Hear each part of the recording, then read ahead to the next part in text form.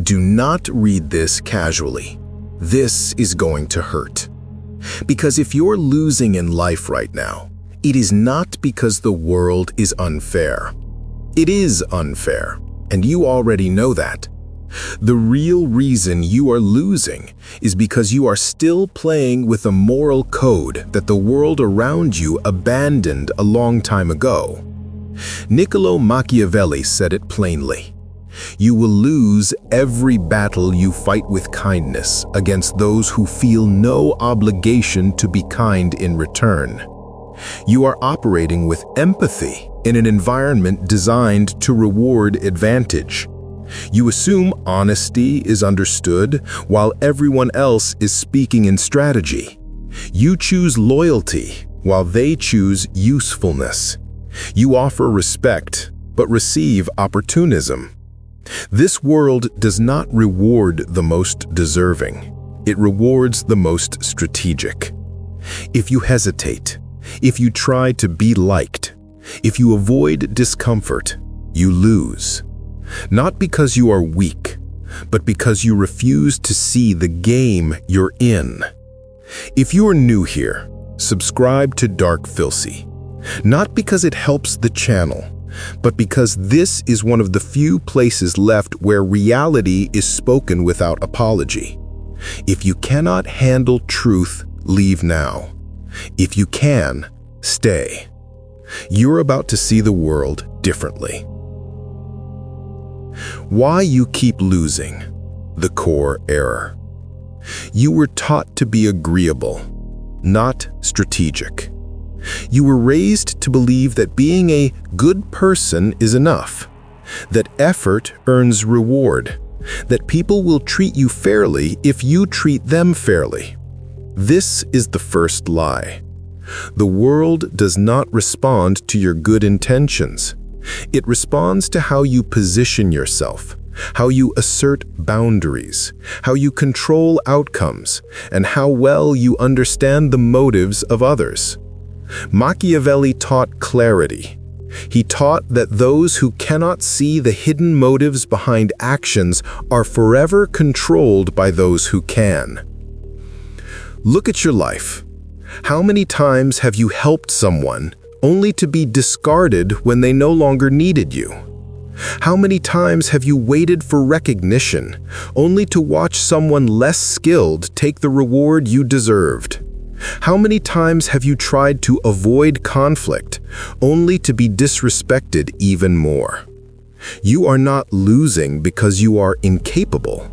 You are losing because you are predictable. You show your intentions. You show your emotions. You speak when you should observe. You react when you should wait. You give loyalty before loyalty has been earned. And the world uses that. Machiavelli wrote, "Men are ungrateful, fickle, false, cowardly, and covetous. As long as you are useful, they are yours. When you need them, they betray." People do not form bonds from kindness. They form bonds from incentive. If someone benefits from having you around, they will stay. If they don't, they leave. Most people do not think in terms of ethics. They think in terms of gain. The difference isn't moral, it's strategic. To win, you must understand who benefits by your presence, who benefits by your absence, and how to make your value unmistakable. This is not about being cruel. This is about no longer being easy to exploit. You can still be kind, but with precision. You can still be compassionate, but with awareness. You can still love, but with discernment. Because when kindness is unconscious, it becomes self-destruction. When empathy is automatic, it becomes manipulation waiting to happen. When loyalty is given freely, it becomes a leash around your own neck. This is why you keep losing. Not because you are bad, but because you are unguarded. And the unguarded are always the first to fall. You keep optimizing for being liked, Winners optimize for being taken seriously. Approval is cheap. It costs the other person nothing to give you a compliment, a heart emoji, or a polite smile. Respect is expensive. It requires them to adjust their behavior around you. Machiavelli's harsh truth: people cooperate when they believe you can affect their outcomes. If you cannot, kindness reads as weakness, patience reads as passivity, and forgiveness reads as permission. Start with how you enter rooms. If you arrive apologizing for your existence, excessive smiling, over-explaining, nervous talking, you signal that your time and presence are not valuable. If your time is not valuable, neither are your boundaries. And if your boundaries are not valuable, your work can be ignored without cost. Winners reverse the sequence: presence, boundary, value, then friendliness. They are polite, but not performative, warm, but not available on demand. Their yes means something because their no has teeth. Respect is built on 3 levers: scarcity, consequence, and competence. Scarcity means you are not endlessly accessible. You respond on your schedule, not out of anxiety. You guard deep work hours. You are difficult to distract and impossible to derail with trivial drama. Scarcity is not acting busy, it is being directed. Consequence means people understand what happens when they ignore agreements. You do not threaten, you execute. If a client pays late, delivery pauses. If a colleague steals credit, documentation speaks first, escalation second. If a friend repeatedly disrespects your time, access shrinks. People learn faster from reality than from your lectures. Competence is the quiet engine. You deliver on promises with boring consistency. You take notes, you track commitments, you communicate dates, you show receipts. You do not need to announce your standards. Your output announces them for you. Notice how this reframes niceness. Niceness without leverage becomes noise. Niceness with leverage becomes leadership. You can be gracious precisely because you are structurally respected. You don't need to plead, persuade, or perform. You set the frame, then you work inside it. Stop trying to win with likability. Likability is unstable. One rumor, one trend, one mood swing, and it vanishes. Respect compounds. Each boundary held, each promise kept, each clean decision becomes part of your reputation balance sheet. Here is the test. When you say no, does the room adapt or negotiate? If they adapt, you are respected. If they negotiate, you are approved of, useful until someone cheaper appears. Shift your daily tactics accordingly. Speak less, decide more. Short sentences, clear deadlines. Replace apologies with commitments. Here's what I can do by Friday. Put your calendar in front of your feelings. Feelings recover, missed windows do not. Document everything that matters: agreements, scope, changes, so memory cannot be weaponized against you. Protect mornings for building. Handle people in the afternoon. Guard both. Machiavelli again: it is safer to be feared than loved when the choice is forced. In modern life, translate feared as predictable consequence. People should not fear your anger, they should respect your systems. You don't need to be cruel, you need to be costly to ignore. That is how losers stop losing. Power is quiet, why talking less makes you stronger. Power is not loud, it is not aggressive, it does not need to prove itself. The moment you try to convince someone of your value, you have already placed yourself beneath them. Think about the people who have influenced you the most. They spoke less than others. They didn't ramble. They didn't rush to fill silence. Their presence did the talking. Machiavelli understood this. Speech reveals intentions. Silence reveals strength. When you talk too much, especially to justify, explain, or defend, You are handing out your psychological blueprint for free. You are giving people your emotional triggers, your insecurities, your priorities, your fears, your desires. And once someone knows those things, they can play you like a piano. Watch how manipulators operate. They observe first, speak second. They gather your emotional data. They learn your patterns. Then, subtly, they position themselves to influence outcomes. Meanwhile, people who lose talk impulsively. They narrate their feelings, their plans, their fears, their ambitions, as if the world is safe, as if the people around them will use this information benevolently. But most won't. Not because everyone is evil, but because people act according to self-interest first. The person who understands this and acts accordingly stops bleeding power. So how do you take your power back? By adopting the discipline of strategic silence. Not passive silence, not fearful silence, but observational silence. Silence that studies. Silence that measures the room. Silence that waits. When someone insults you, corrects you publicly, tests your boundaries, do not explain yourself. Do not rush to defend. Do not emotional react. Pause. Hold eye contact. Let them feel their own words echo. Most weak-willed people collapse under the weight of their own aggression when you refuse to respond emotionally. This is why kings, CEOs, war generals, world-class negotiators speak slowly and selectively. They allow others to reveal themselves first. They give no openings. You can apply this today. When asked a personal question, answer briefly. When someone pushes your boundary, state your line once, no justification.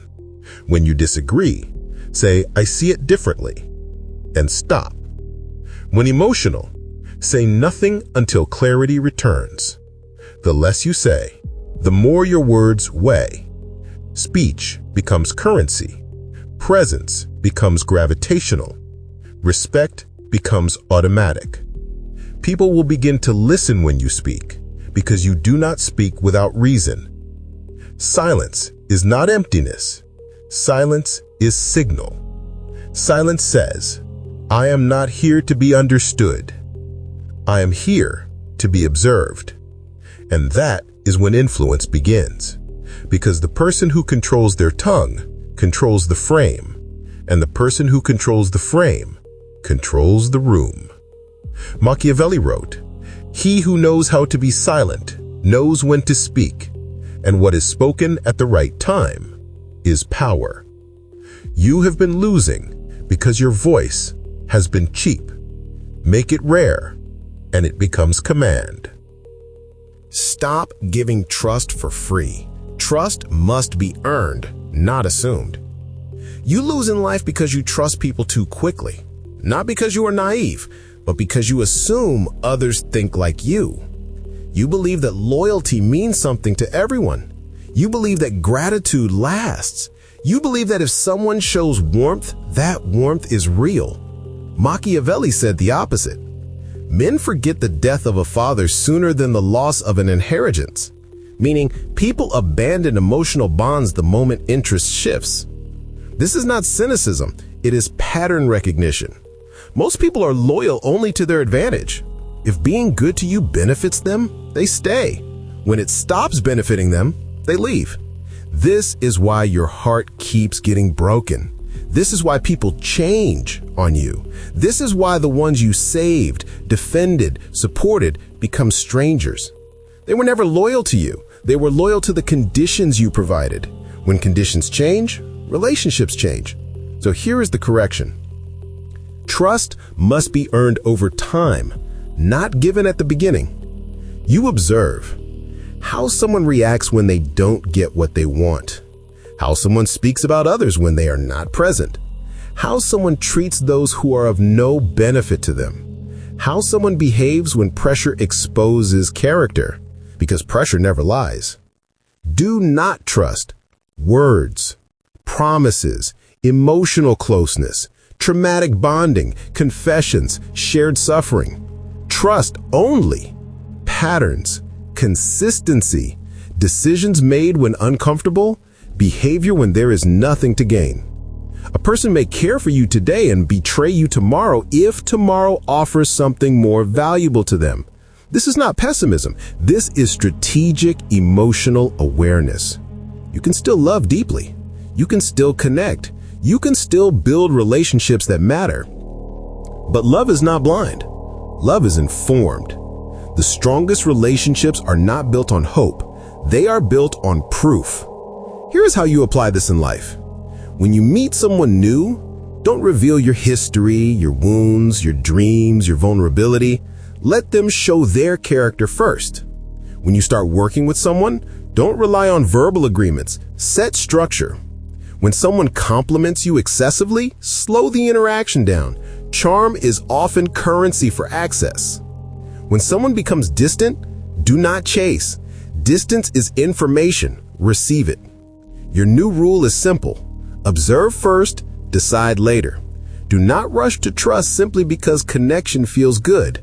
The beginning of any relationship is the most deceptive stage. That is where everyone is on their best behavior. Time reveals everything. Your job is to wait long enough to see the truth. Machiavelli was not telling you to be paranoid. He was telling you to be awake. Trust is precious. Stop giving it away like it costs nothing. Leverage. Make yourself costly to ignore. You are losing because you are cheap to overlook. Not as a human being, your value is not the question. As an operator, your influence costs no one anything to dismiss.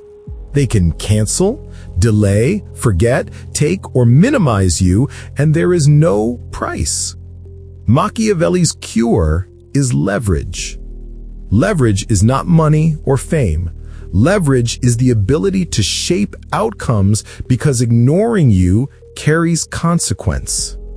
Ask 4 ruthless questions. If someone breaks an agreement with me, what immediately changes? If someone wants my time, what must they do first? If someone takes credit for my work, what proof have I already stored? If I vanished for a week, what systems would speak in my place? Without answers, you are manageable, and the manageable are always used. Build 3 kinds of leverage. 1. Process leverage. Systems that run whether people feel like cooperating or not. Written scopes, deadlines, change logs. Default calendars and protected hours. Money rules. Deposits first, milestones second, delivery last. Process replaces pleading with structure. It turns please into as agreed. 2. Proof leverage. Receipts that remove debate. Paper trails summarizing decisions. Time-stamped drafts and versions. Meeting notes shared to all parties after the call. Proof makes theft expensive because the facts are portable. 3. People leverage. Allies who vouch with their name. Clients you over-delivered for, mentors who pick up your call, peers who like introducing you because it raises their status. Reputation is borrowed power that becomes owned power through delivery. Leverage is not aggression, it is architecture. It lets you stay calm while others argue. It keeps you quiet while documents speak. It allows you to be generous without being exploited. Practical moves for the next 30 days. Write a 1-page working with me memo. Response windows, meeting slots, payment rules, revision limits. Send it before commitments. Move all important agreements into email confirmations. Stop relying on chats. After every meeting, send a 5-bullet summary with dates and owners. Reply if anything is incorrect. Track deliverables in a visible board. People behave better when their promises are public. Replace favors with trades. Even symbolic trades change psychology from entitlement to exchange. When someone violates a boundary, reduce access for a week. Do not announce it. Let the calendar say it. Notice what happens. You stop chasing. People start adjusting. Your silence becomes expensive. Your no becomes educational. Machiavelli would tell you, mercy is respected when it is optional. If you cannot punish, your forgiveness is just weakness with a smile. Leverage makes you unignorable without becoming unkind. It protects your craft, your time, your sleep, your sanity. It builds a life where cooperation is rational and disrespect is costly. Be easy to work with. Be hard to waste. That is how losing ends. Stop explaining yourself. Explanations are a surrender of power. You lose power every time you explain yourself. Not because explanation is wrong, but because most people do not deserve access to your reasoning. The moment you start defending your choices, you unconsciously acknowledge the other person as a judge over your decisions. You place them above you in the hierarchy. Machiavelli understood this deeply. He wrote that perception shapes authority more than truth does. If you behave as though your decisions require justification, you invite others to question them. The powerful do not explain. They state. They decide. They move. Weakness is not lack of strength. Weakness is begging for understanding. Look at your past. How many times did you over-explain to avoid disappointing someone? How many times did you justify a boundary because you feared appearing harsh? How many times did you give your reasons to someone who had already decided not to respect them? And what happened each time? They respected you less. Your words made them feel more entitled, not more considerate. People do not respect what is explained. They respect what is demonstrated. You do not need to explain why you don't reply instantly, why you no longer tolerate disrespect, why your standards are high, why you walk away, why you choose solitude over chaos, why you protect your time like treasure. Say it once, simply. Say it plainly without apology. Then let your behavior do the rest. The moment you repeat yourself, you are negotiating your worth. To implement this, if someone asks, "Why don't you come around anymore?" say, "I'm focusing on other priorities right now." No elaboration. Silence after. If someone complains about your boundaries, say, "This is what works for me," and nothing more. If someone pressures you to justify a choice, say, "I don't know an explanation."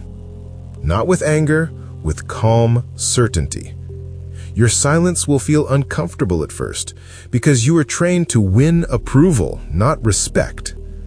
But discomfort is part of transformation. People will react. Some will test you harder.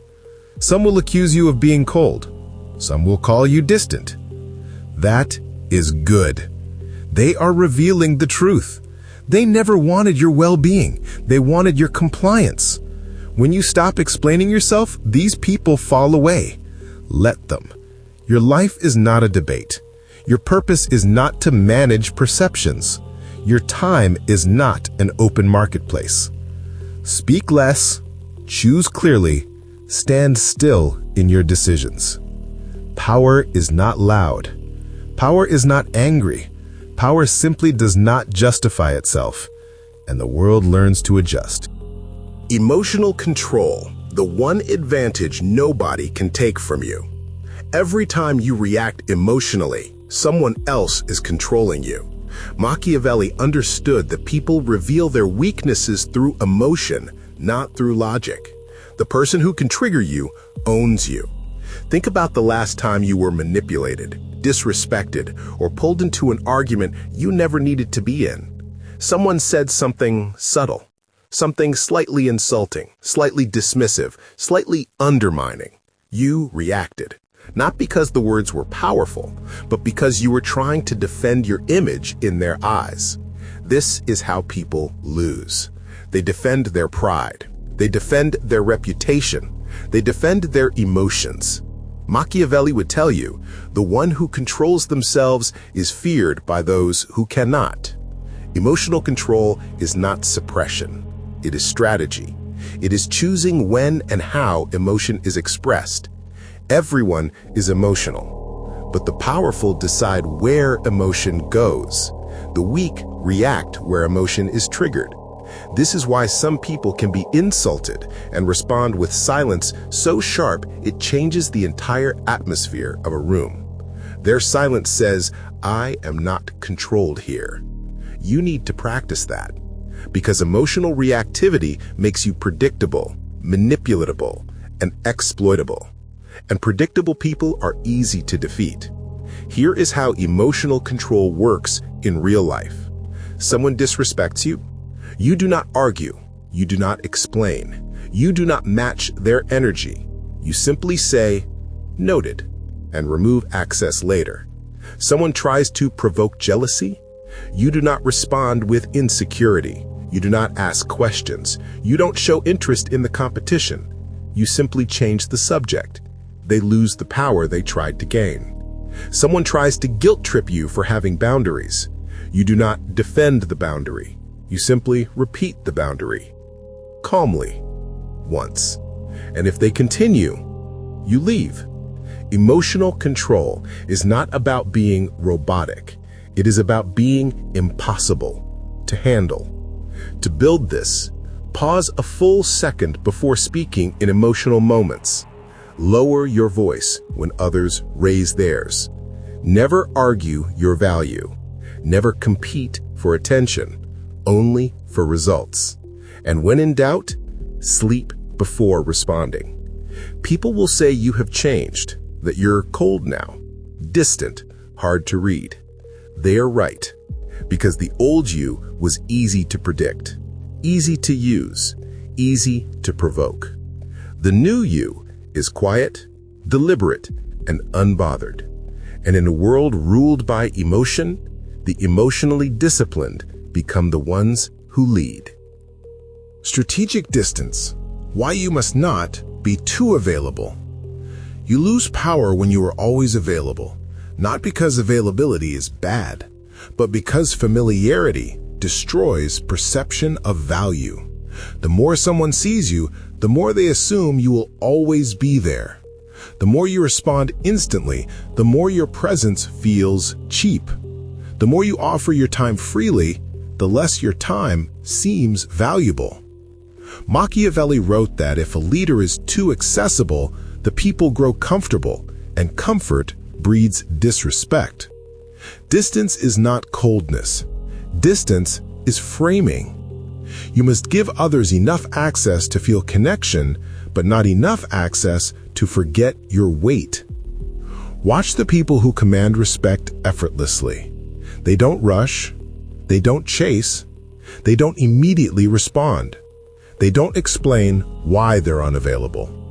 Their presence is selective, and because it is selective, it is absorbed more deeply. There is a psychological law at work here. Rarity increases desire.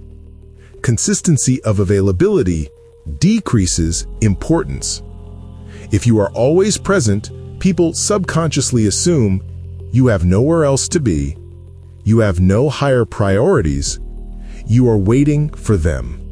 And if you are waiting, you are following. Followers are not respected. Followers are used. To reverse this, you must master strategic distance.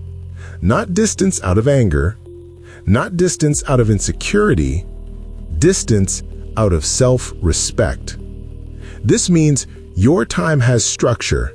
Others move around it. You respond when it fits your priorities, not their urgency. You don't appear simply because someone wants access.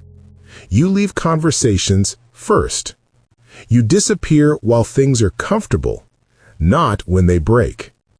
Strategic distance creates mystery, and mystery creates psychological gravity. When people cannot predict you, they must consider you. When they must consider you, they must calculate your presence. And when they must calculate your presence, they respect your presence. This is how leaders move. Here are real behaviors that build this. End messages with periods, not emojis. Clarity, not softness. Respond when your mind is clear, not when pressured.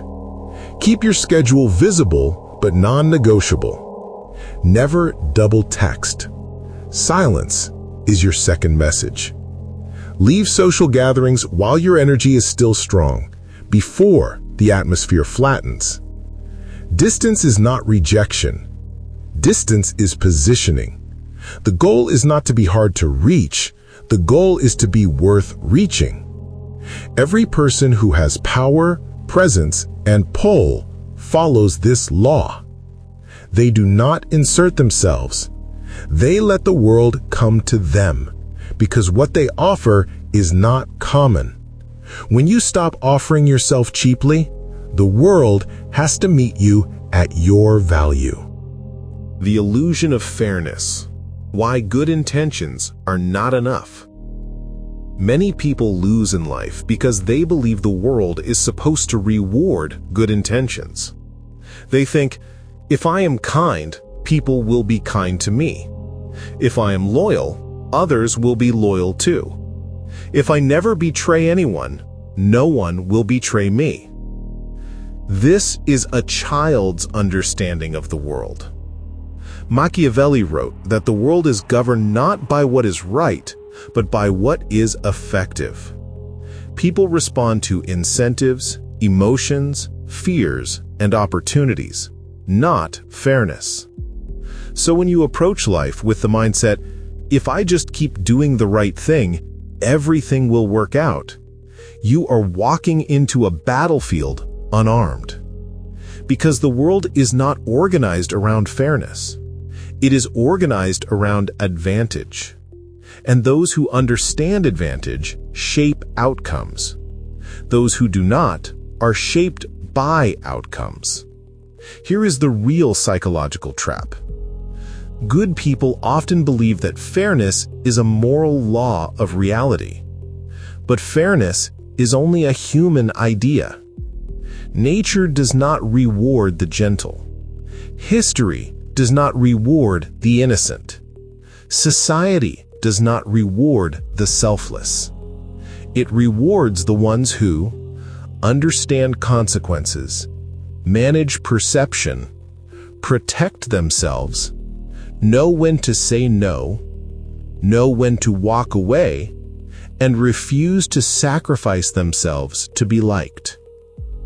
If you give without boundaries, you will be drained. If you forgive without evaluation, you will be used.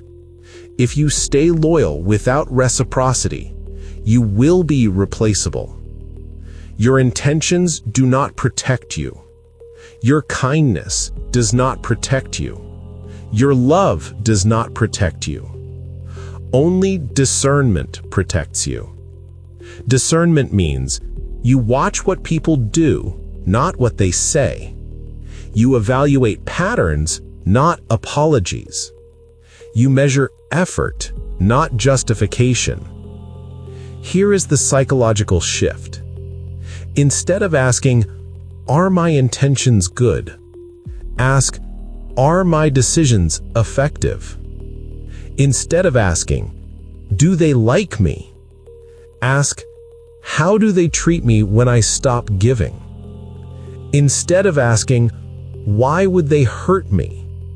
ask, "What do they gain if they do?" This is not cynicism. This is awareness. If someone benefits from your suffering, they will not stop you from suffering. If someone benefits from your effort while giving nothing, they will not suddenly start contributing. If someone can take advantage of your goodwill, they will, unless something prevents it. You must be that something. Boundaries are not walls. Boundaries are rules for engagement. They tell people, "You do not get access to me for free. My time is earned." My energy is selective. My presence is valuable. And once you internalize this, you stop losing. The power of detachment, why caring less makes you stronger. One of the greatest reasons people lose in life is simple. They care too much about outcomes they do not control. They care what people think of them, whether others approve of their choices, whether everyone is comfortable, whether they are seen as good or kind. This vulnerability is easy to exploit. Machiavelli observed that the person who cares too deeply becomes predictable, and the predictable become controllable. Because when someone knows what you fear losing, they know exactly how to manipulate you. If you fear losing love, they withhold affection. Respect, they criticize you subtly. Belonging, they exclude you strategically. Peace, they threaten conflict. And suddenly, your life is no longer directed by your will, but by your fear. Here is the hard truth. When your emotional world depends on external validation, anyone who controls the validation controls you. So how do you break this? You develop detachment. Detachment is not coldness. It is emotional sovereignty. It means your sense of self is not on the negotiation table.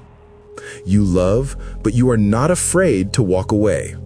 You care, but you do not beg to be understood. You give, but you never sacrifice your identity to be accepted. Most people misunderstand detachment. They think it means indifference or numbness. No. Detachment is, I feel everything deeply, but nothing controls me. This is where strength is born. Because once you stop fearing loss, no one can bribe you. No one can guilt you. No one can manipulate you. When you are no longer afraid to lose someone, you finally see their behavior clearly. You stop asking, why did they treat me this way? And you begin asking, what part of me allowed it? That question changes everything. Because now, instead of trying to fix them, convince them, or save them, you reclaim yourself. You stop chasing. You stop over-explaining. You stop performing to prove your worth. You become someone who moves with purpose, speaks when necessary, does not react to every provocation, understands your presence is a reward, not a request. And the irony? The moment you detach, people respect you more. Not because you intimidate them, but because you are no longer needy. People are drawn to those who do not cling. They are drawn to those who radiate self-sufficiency. They are drawn to those who are centered in themselves. Machiavelli said it simply, the one who does not need anything is safest from control. Detachment makes you uncontrollable, and the uncontrollables are the ones who win. If you have listened this far, understand something. Most people never realize why they keep losing. They blame luck, timing, circumstances, but the truth is always internal. The battle is not against the world. It is against the part of you that refuses to wake up. The moment you stop seeking approval, the moment you stop giving your power away, the moment you stop apologizing for existing, everything changes. Not slowly, not gradually, immediately. Because the world bends to those who do not bend themselves. If you are ready to step into that version of yourself, stay. This is DarkPhilsy. Decode shadows, unlock wisdom, shape your life. Subscribe, not to follow, but to lead.